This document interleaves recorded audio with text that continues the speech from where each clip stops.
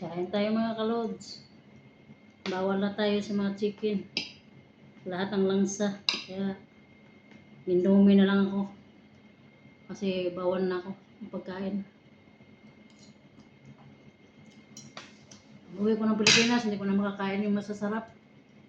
Ang tagal ko pa naman dito. Tapos, pag uwi ko, hindi na pala ako makakain ng masasarap na pagkain. Ano lang, gulay. Pansit. Ayan. Yun lang, hindi ko na makain yung mga hipon, mga pusit. Yung chicken, na mga paborito ko yung chicken na barbecue, hindi ko na makain. Nagbabalan lang ako kumain mga kalon. Kaya ito, mag-Indomie na lang ako. Kasi, wala ko ibang option. Wala na ko ibang option. Kasi kanin lang, itong kanin lang, walang chicken. Mawala ako ng java rice. Indomie din, makakidney rin. Kaya bihira lang din ako kumakain. Kumakain ako ng Indomie, kaya pansit canton sa atin. Ano lang, bihira lang. Isang linggo, isa o dalawa. Lahat na. Yung mga malansa, hindi na pwede sa akin.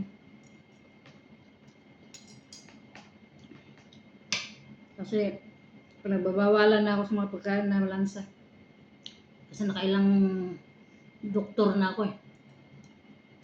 Mahirap ang buhay ng isang OFW. Hindi mo expected na magkasakit ka.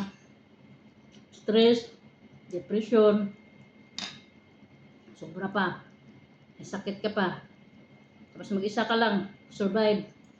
Isa ka lang nag-ano sa mga problema mo, sa sakit mo. Napakahirap mga kalods. Isa ka lang nag-ano sa problema mo, may sakit ka. Wala man lang magchat-chat sa'yo, mumusta. Kung pagaling ka, wala. Kung isa ka lang, abroad ka, umalis ka, masaya. Pupunta mo na abroad, wala. Hindi man lang marunong mumusta. Hindi ka man lang pinapahalagahan. Yun ang pinakamasakit pag isa tang OFW. Parang patay na tayo sa kanila, di ba?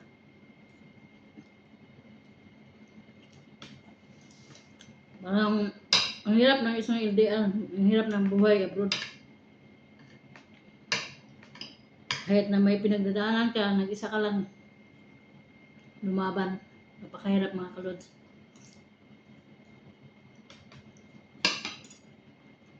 Nung ako naman dati, bago umuwi din, nagkasakit din ako. Kaya yung hindi ko expected na mabuhay pa ako noon. Ito naman ngayon, kung kailan ako pa uwi ng Pilipinas, ito na naman, meron naman akong sakit. Wala akong sakit sa high blood, wala akong sakit sa sugar. May sakit ako sa katawan ko, yung mamamaga ko.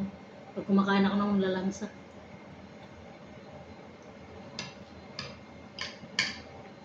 Dami ko ng gamot.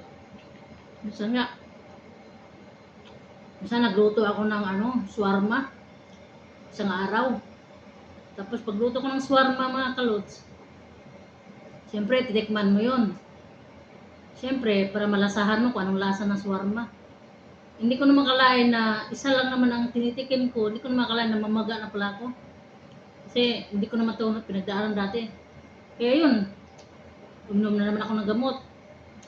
Naubos na yung cream ko. Tapos ngayon, ayun. Sabi ko, ako rin naman nahirapan, kaya into ko na lang. Nagluluto ko ng chicken, hindi ko na tinitikman, inaano ko na lang. Iniisip-isip ko na lang, ito tama ba to, yung ina-adjust na lang, sariling pag-iisip. Napakahirap mga kalods. Kala nyo, tingin nyo sa amin, masaya kami sa buhay namin ngayon sa abroad. Hindi nyo alam yung pinagdaanan namin mga OFW. Dami kami pinagdaanan. Tingin nyo lang sa amin, masaya. Tingin nyo sa amin, wala kami problema. Pero may pinagdaanan kami na kami lang nakakalam sa buhay namin.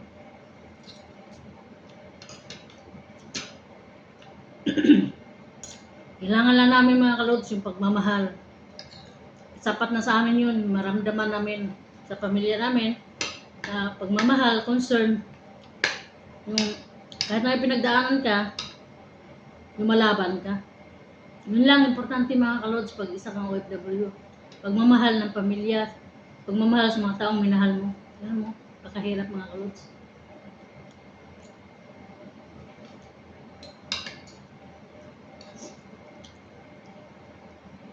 Hindi kami happy sa buhay abroad.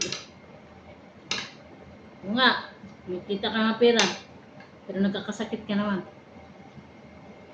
Wala ka ibang makakapitan kundi sarili mo lang. Napakahirap mga kalod.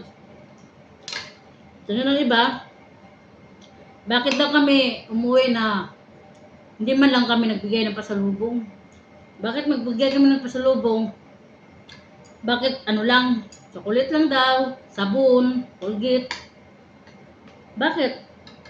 Pinupulot ba namin yung pera dito sa abroad? Pag alis ba namin, may binigay ka sa amin? Wala. Umalis kami, wala kayo inabot sa amin. Kung magkano, ano ibibigay namin, dapat ko sa kayong tanggapin. Hindi yung kayo ay nano pa, namimili pa, bakit yan lang regalo o pasalubong. Pasalamat na mayroon pang pasalubong. Kamihan mga ganong mga lods. Akala mo madali sa kanila magsalita na, abroad mayaman. Maraman, saan doon? Resibo marami.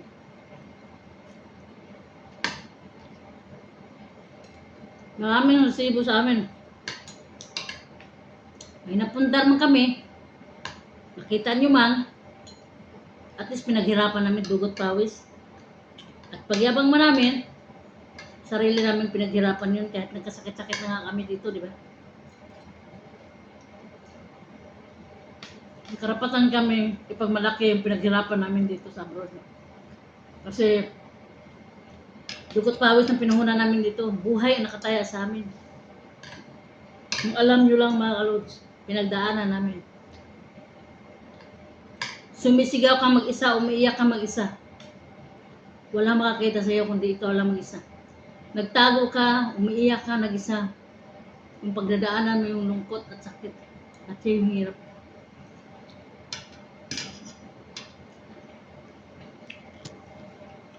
Hanggang dito na lang mga kalods. And good morning sa lahat. God bless you all. I love you.